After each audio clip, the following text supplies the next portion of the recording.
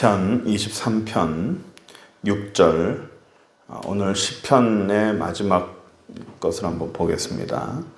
내 평생의 선하심과 인자하심이 반드시 나를 따르니 내가 여호와의 집에 영원히 살리로다. 아멘. 우리는 오랜 시간 동안 시편 23편을 계속적으로 보고 있습니다.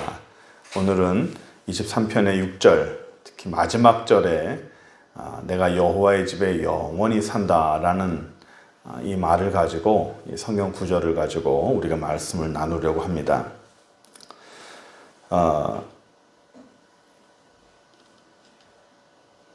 집이 왜 좋을까요? 사람들이 멀리 여행을 가거나 힘든 여정을 끝내고 집에 들어오면 집에 근처만 와도 이제 다 왔다. 이제 집에 다 왔다. 이제는 쉴 수 있다. 라고 하면서 집에 들어와서 쉽니다. 그리고 이런 얘기를 하죠. 역시 집 떠나면 고생이야. 집이 왜 좋고, 집이라는 것이 우리에게 왜 안식을 주고 우리에게 왜 쉼을 주죠? 집이라는 것은 우리가 편안할 수 있는 이유는 집에 아버지가 있기 때문이에요. 집이라는 것은, 가정이라는 것은 어떤 건물을 말하는 게 아닙니다. 아버지라는 그 분이 집을 다스리고 계시고 그 존재하고 계시기 때문에 그 아버지가 계시는 곳은 외부로부터의 위협이나 또는 위험이나 그런 거로부터 보호를 받을 수가 있어요. 그래서 내가 모든 것에서 보호를 받으면서 편안할 수 있다. 안심하고 잘 수 있다. 도둑이 언제 들어올지 모른다. 다른 사람이 언제 우리 집을 침입할지 모른다. 내가 해코지 당할지 모른다. 라는 생각을 가지면 사람은 불안해서 잠도 못 자요. 쉬질 못합니다. 나는 편안하다. 나는 안전하다. 라는 그런 안전의식이 있기 때문에 사람은 쉴 수 있고 평안할 수 있는 겁니다. 그래서 옛 어른들이 그런 말씀 하시죠. 불편하고 누워 계시고 병들어 계셔도 아버지가 살아 계시는 게 낫다. 그만큼 이 아버지라는 개념은, 아버지라는 그런 존재의 개념은 집에서 참 가족들에게 중요한 겁니다. 아버지의 존재는 가족들에게 집과 울타리의 그런 개념이 되죠. 그래서 오늘 우리가 성경에 보듯이 내가 여호와의 집에 영원히 산다라고 할 때 여호와의 집이라는 것은 단지 여호와께서 하나님이 집에 사신다, 집에 건물에 사신다라는 그런 개념이 아닙니다. 하나님이 건물 안에만 계시는가? 그것이 아니라 이 성경에서 말하는 여호와의 집이 뭔지, 다윗은 여호와의 집에서 내가 영원히 산다 그러는데 도대체 무슨 의미로 그 말을 하는지를, 성경에서 말하는 집이라는 개념이 뭔지 우리가 성경을 보면서 우리가 알려고 합니다. 첫 번째는 집이라는 것은 성전을 의미합니다.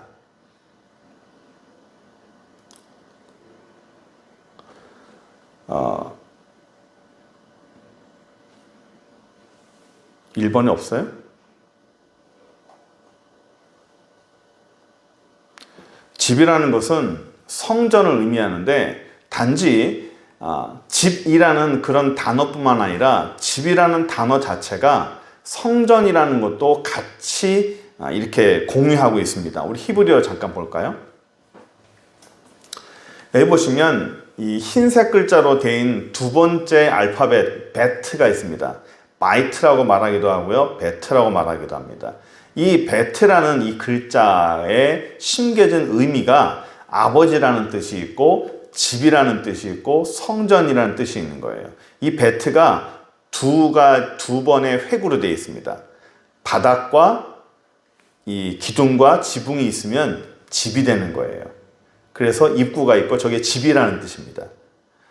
그래서 이 집에는 아버지가 계시고 이 집은 아버지가 다스리고 계신다라는 그런 의미로 이 베트, 바이트라는 게 쓰여집니다. 그래서 우리가 흔히 알고 있는 베들레헴, 베들레헴은 이 바이트 이 집이라는 거죠. 아버지 집이라는 뜻과 레헴 빵, 그러니까 베들레헴이라는 게 빵집이라는 뜻이에요. 베들레헴. 그래서 또 베트엘은 베트가 집이죠. 엘은 하나님입니다. 그 뭐죠? 하나님의 집이라는 뜻이에요. 그 창세기 28장 17절에 보면 야곱이 그 도망가다가 형 에서를 피해서 도망가다가 이런 얘기를 하죠. 어디 이 돌을 베개를 베고 잤는데 거기서 여호와의 그 은혜를 봤어요. 이에 두려워 이르되 두렵도다. 이곳은 다름 아닌 하나님의 집이요 이는 하늘의 문이로다. 천군 천사를 보면서 여기는 하나님의 집이다라는 뜻이에요. 집이다. 이 집이라는 것은 단순히 어떤 건물을 말하는 것이 아니라 지역 말하는 것이 아니라 하나님이 다스리시는 곳이라는 거예요. 여호와 하나님 아버지가 다스리는 곳이라는 것이 바로 집이라는 것이죠. 우리 창세기에 보면 창세기 1장 1절에 히브리어로 베레시트란 태초에 베레시트라는 것으로 시작돼요. 그 첫 자가 베트예요. 첫 자가. 그러니까 이 땅도 하나님이 아버지의 집으로 만든 거예요. 이 땅을 하나님이 창조하실 때 아버지가 다스리시는 집으로 이 땅을 창조했다는 그런 뜻도 됩니다. 하나님이 계시고 다스리는 집, 이게 성전이에요. 그래서 성전은 거룩하고 또 정결한 곳이 성전이죠. 그래서 이스라엘은 성전에 들어갈 때 손발을 씻고 들어가요. 손발 씻고 들어가죠. 하나님 앞에 정결함을 위해서 손발 씻고 들어갑니다. 그런데 우리가 살고 있는 집 있죠, 집. 자기 집에 들어올 때도 손발을 씻고 들어와요. 집에 들어올 때 손발을 씻고 들어오는 것은 청결함을 위함입니까? 정결함을 위함입니까? 우리는 나갔다 들어오면 아이들한테 이렇게 얘기합니다. 손 씻어라, 발 씻어라, 옷 갈아입어라. 무엇 때문에 그러죠? 청결을 위함입니다. 그런데 이스라엘에서는 들어오는 사람들마다 손발을 씻을 물을 줍니다. 정결함입니다. 요한복음 2장에 이 가나 혼인잔치 때 그런 얘기가 나옵니다. 정결 예식에 쓰이는 돌 항아리를 갖고 오라고 예수님 말씀하시죠.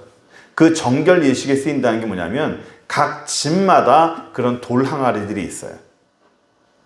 정결 예식 들어올 때 손발을 씻는. 그러니까 이 집이라는 것도 성전만 하나님이 계셔서 거룩한 것이 아니라 우리가 살고 있는 집도 누가 계세요? 하나님의 아버지가 계신다고요. 그러니까 집이라는 개념과 성전이라는 개념은 동일하겠어요. 그래서 성전만 거룩한 것이 아니라 집도 거룩해요. 왜?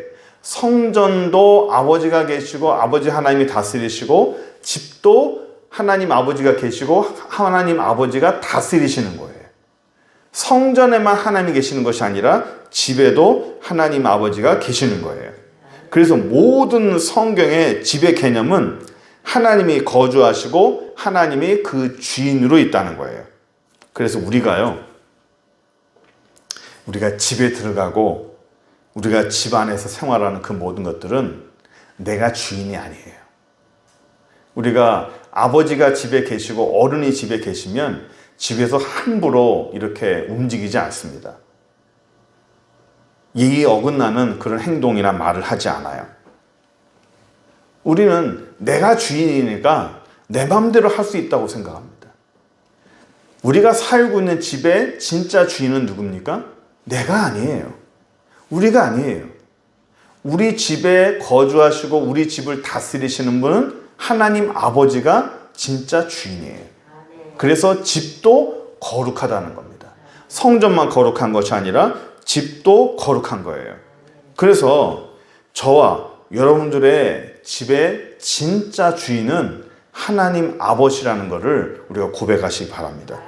그리고 집이며 성전의 주인이신 아버지 하나님께 순종하는 저와 여러분 되기를 간절히 축원합니다. 그래서 다윗은요 삶의 전반이, 나의 모든 삶의 전반이 성전이라는 거예요. 야곱은 도망가다가 이 광야에서 돌베개를 베고자 할 때 천군천사를 보면서 그 자리가 성전이다, 하나님의 집이다 고백했지만, 다윗은 내가 현재 있고 내가 현재 광야에서 도망다니고 있지만 이 자리가 바로 하나님이 계시는 성전이다. 이 사막 자체도 하나님이 다스리시는 그런 곳이다라는 것이 바로 다윗의 고백이에요. 두 번째 한번 볼까요? 두 번째 집의 의미. 두 번째 집의 의미는 우리의 몸과 인생을 의미하기도 해요. 집이라는 것은 성전을 의미하기도 하지만 우리의 몸, 또 우리 인생도 의미하기도 합니다. 히브리서 3장 5절 6절 한번 볼까요? 모세는 장래에 말할 것을 증언하기 위해서 하나님의 온 집에서 종으로 신실했어요. 다시 볼게요.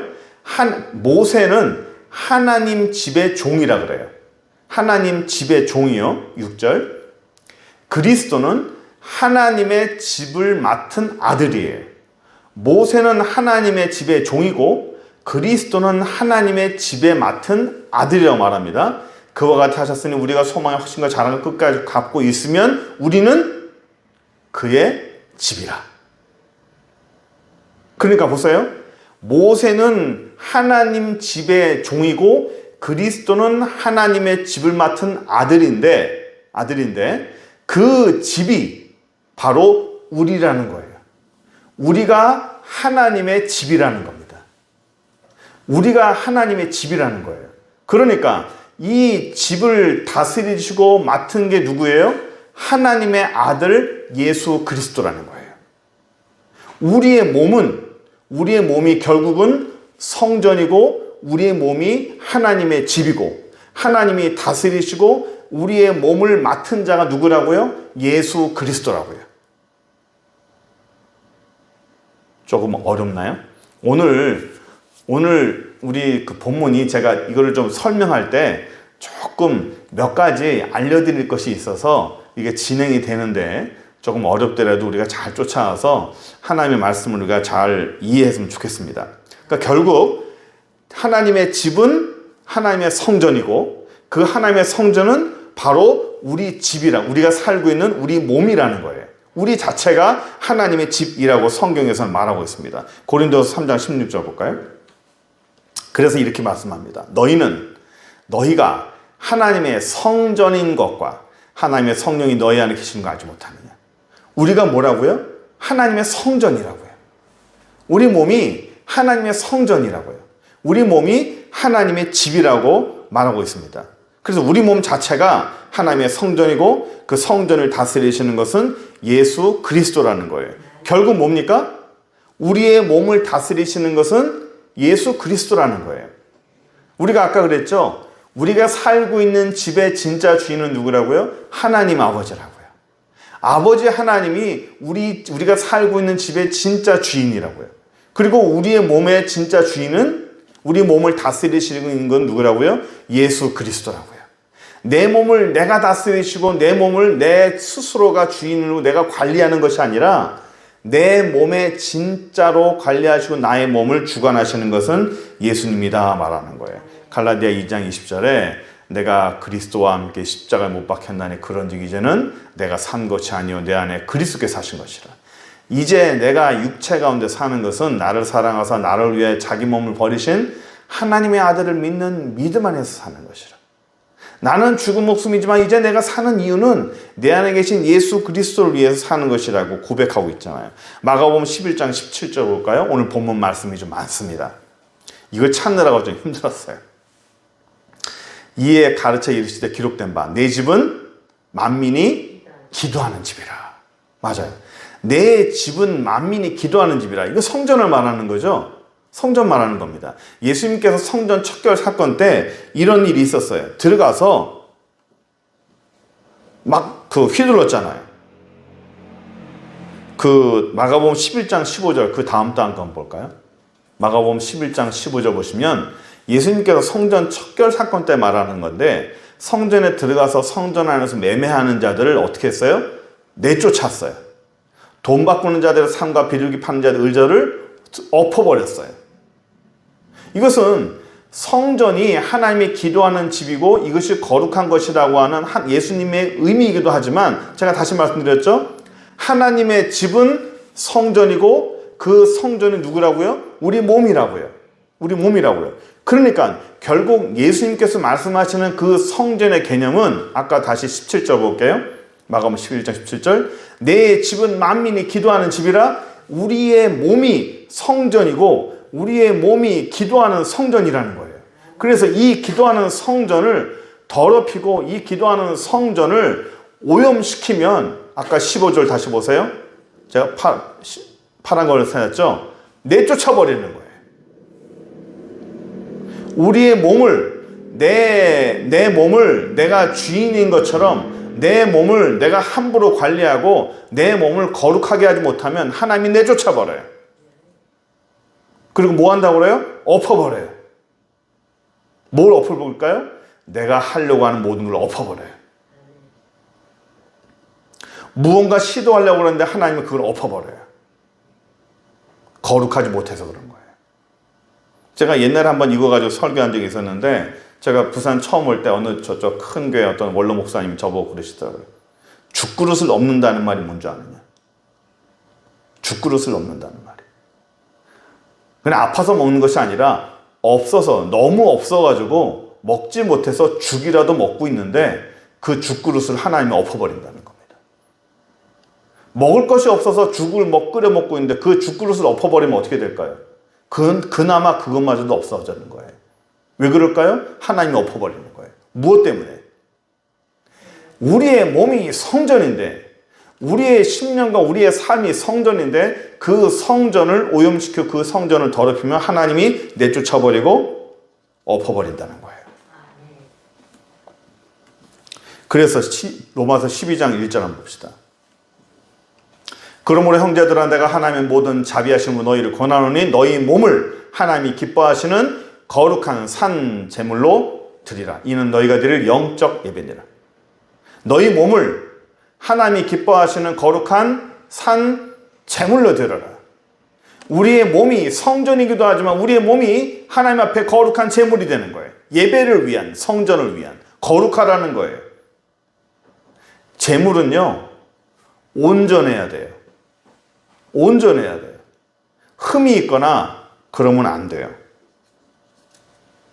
흠이 없이 흠결이 없어야 돼요. 흠결이. 그래서 지난번에 기도하다 하나님이 우리에게 주시는 게 흠결이 없어라. 하나님 앞에 흠결이 없이 우리가 살아야 돼요. 사실 까놓고 보면 흠결이 너무 많잖아요. 예? 이게 사실 흠결이라는 말이 우리가 쓰이는 단어는 아니지만 하나님이 우리에게 요구하시는 게 그거예요. 흠결이 없이 살아라. 흠과 결핍이 없이 살아라. 100%를 요구하시는 거예요. 안 되지만 그렇게 해보려고 노력이라도 해보라는 겁니다. 왜? 우리의 몸이 하나님의 성전이고 우리의 몸을 다스리시고 주관하시는 것은 예수 그리스도고, 그 몸의 성전은 거룩하고 온전하게 지켜져야 한다는 그런 뜻이기도 합니다. 세 번째 볼까요? 집은 또 하나 신앙을 의미하기도 합니다. 집이 신앙을 의미한대요. 마가복음 7장 24절에 그러므로 누구든지 나의 이 말을 듣고 행하는 자는 그 집을 반석 위에 지은 지혜로운 사람이다. 그 집을 반석 위에 짓는데요. 이 반석이 뭘까요? 반석이 뭘까요? 10장 4절, 고린도서 10장 4절. 이는 그리스도를 따르는 신령한 반석으로부터 마셨음에 반석은 곧 그리스도라. 그리스도라. 제가 이 히브리어를 안 써놨지만 반석이라는 단어가 돌이래요. 돌이 에벤이라는 겁니다. 에벤이라는 것이 두 개의 단어로 합쳐진 건데, 에라는 것이 하나님이라는 거고 벤이라는 게 아들이라는 뜻이에요. 벤은 하나님의 아들이라는 겁니다. 그러니까 반석 위에 믿음을 세우라는 것은 예수 그리스도 위에 믿음을 세우라는 거예요. 고린도서 10장 4절에도 반석은 그리스도라 말하잖아요. 돌이 그리스도라고 그러죠. 히브리어 자체에서도 하나님의 아들이라고 지칭하고 있어요. 그래서 베드로가 내가 너를 반석이라 해라, 네 반석 위에 교회를 세우리라는 것이 베드로 위에 교회를 세운다는 것이 아니라 그 반석이라는 에벤이라는 것이 하나님의 아들이라는 뜻이에요. 결국 예수 그리스도 위에 교회를 세운다는 뜻입니다. 히브리어를 정확히 모르면 오해할 수 있어요. 베드로가 아닙니다. 교회 위에 세운다는 거예요. 그래서 우리의 신앙생활하는 것이 그리스도 위에 세우는 거예요. 내 신앙이, 내 삶이 그리스도 위에 만들어지는 겁니다. 에베소 2장 22절 한번 볼까요? 오늘 성경 구절이 되게 많죠. 너희도 성령 안에서 하나님이 거하실 처소가 되기 위하여 그리스도 안에서 함께 지어져 가느니라. 너희도 성령 안에서 하나님이 거하실 처소가 되기 위해서. 하나님의 집을 말해요. 하나님의 집이 내 안에서 또 만들어져 가는 거예요. 그 신앙이 만들어져 가는 겁니다. 하나하나 만들어져 가는 거예요. 그리스도 안에서 함께 지어져 간대요. 만들어져 간대요. 완성이 된 것이 아니라 만들어져 간다는 겁니다.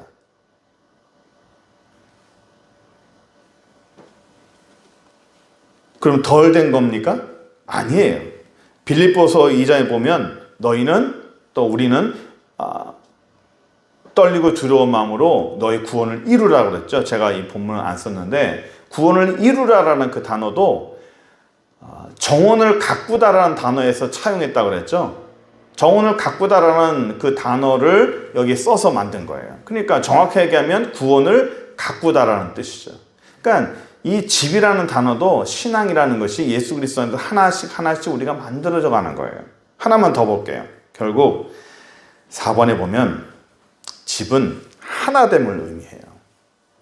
그 다음 한번 보세요. 이게 뭐냐면 집이라는 개념이 1 플러스 1은 1이라는 거예요. 맨 앞에 그 히브리어 베트를 잠깐만 보여주세요. 맨 처음에 히브리어 글자. 히브리어 글자 보면 이게 두 획으로 되어 있다 그랬어요. 바닥과 이 기둥과 지붕. 기둥과 지붕이 한 획입니다. 그리고 바닥이 한 획이에요. 그래서 하나와 하나가 합해지면 2가 돼야 되죠. 그렇죠? 그래서 하나와 하나가 합해지면 2가 돼야 되는데 이게 뭘 의미하냐면 두 가지나 집이라는 것은 아버지가 계시는 곳이지만 이 아버지가 계시는 이곳은 부부가 있는 곳이에요. 남자와 여자가 있는 집을 말합니다. 그래서 한 사람과 한 사람이 결혼을 하면 마치 숫자 다시 한번 보여주세요. 1 더하기 1은 2가 아니라 1이 된다는 거예요. 남자와 여자가 합하여 하나가 된다는 거예요. 그래서 성경에서는 이 하나 된다는 것이 굉장히 중요합니다. 예수님도 하나님 아버지에게 이르게 했어요. 아버지와 내가 하나 된 것처럼 저들도 우리와 하나가 되게 하소서. 저들끼리도 하나가 되게 하소서.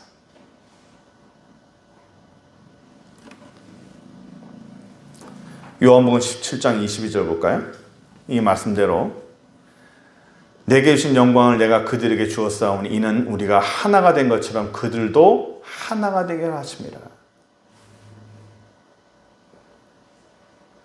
결국 우리가 말씀을 정리하려고 하지만 6절에 이 다윗이 말하려고 하는 이거예요. 내가 여호와의 집에 영원히 산다는 말은 여호와의 집이라는 것이 하나님이 다스리시는 이 베트, 집이라는 거잖아요. 그 집은 남녀가 같이 하나가 되는 거예요. 내가 여호와의 집에 산다는 얘기는 하나님과 내가 신랑과 신부가 돼서 하나가 된다는 거예요. 하나님과 내가 신랑과 신부가 돼서 내가 하나가 되어 그 집에서 내가 영원히 산다는 겁니다. 아버지의 보호하심으로 그 집에서 내가 하나 되어 산다는 것이 바로 다윗의 고백이에요. 영원히 산다는 거예요. 우리나라 말에도 신랑과 신부가 팥불이 될 때까지, 검은 머리가 팥불이 될 때까지 같이 살아라는 뜻이죠. 오랫동안 살라는 뜻입니다. 같이. 다윗의 고백도 그거예요. 내가 지금 광야에 살고 있고 내가 지금 사울에 쫓기고 있지만 이 자리가, 이 광야가 아무것도 없고 먹을 것도 없고 마실 것도 없지만 이 험악한 이 자리지만 이 자리가 바로 하나님이 계시는 자리고 이 자리가 바로 하나님의 성전이고 이 자리가 바로 하나님의 집이며 바로 하나님과 내가 부부관계라는 거예요. 하나님은 우리를 부부관계로 소개합니다. 나는 신랑이요 너희는 신부다. 그래서 다윗은 내가 여호와의 집에 거한다는 말은 그냥 단지 내가 거기서 쉬고 싶습니다라는 뜻은 아니에요. 하나님과 내가 신랑 신부가 되어 하나가 되어 여기서 내가 영원히 살고 싶습니다라는 뜻입니다. 우리의 삶에서는 이 다윗의 고백처럼 아까 우리가 다 다윗의 고백처럼 내 몸도 성전이고 내 인생도 성전이고 특히 우리가 살고 있는 집도 내가 주인이 아니라 아버지 하나님이 주인이고 모든 것이 거룩한 거예요.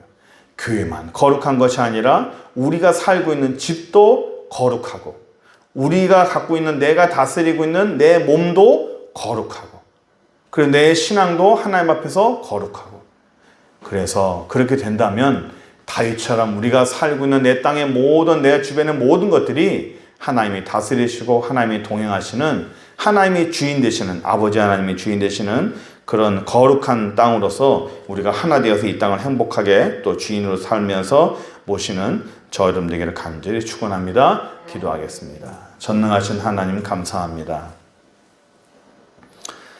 우리 주님께서 저희를 다스려 주시고 우리의 몸을 다스려 주시며 우리 인생을 다스려 주시고 우리의 집을 다스려 주시고 우리와 함께 하신 주님 감사합니다. 내가 내 몸의 주인이 아니고 내가 내 집의 주인이 아니고 내 집의 진짜 주인은 하나님 아버지시며 내 몸을 다스리시고 내 몸의 진짜 주인은 우리 예수 그리스도라는 사실을 우리가 고백하면서 우리가 더욱더 더 거룩하고 집도 정결하며 거룩하며 우리의 몸도 정결하며 거룩한 그 삶을 누릴 수 있도록 또 영위하는 지켜나가는 저희들 될 수 있게 인도하여 주옵소서. 예수 그리스도의 이름으로 기도드립니다. 아멘.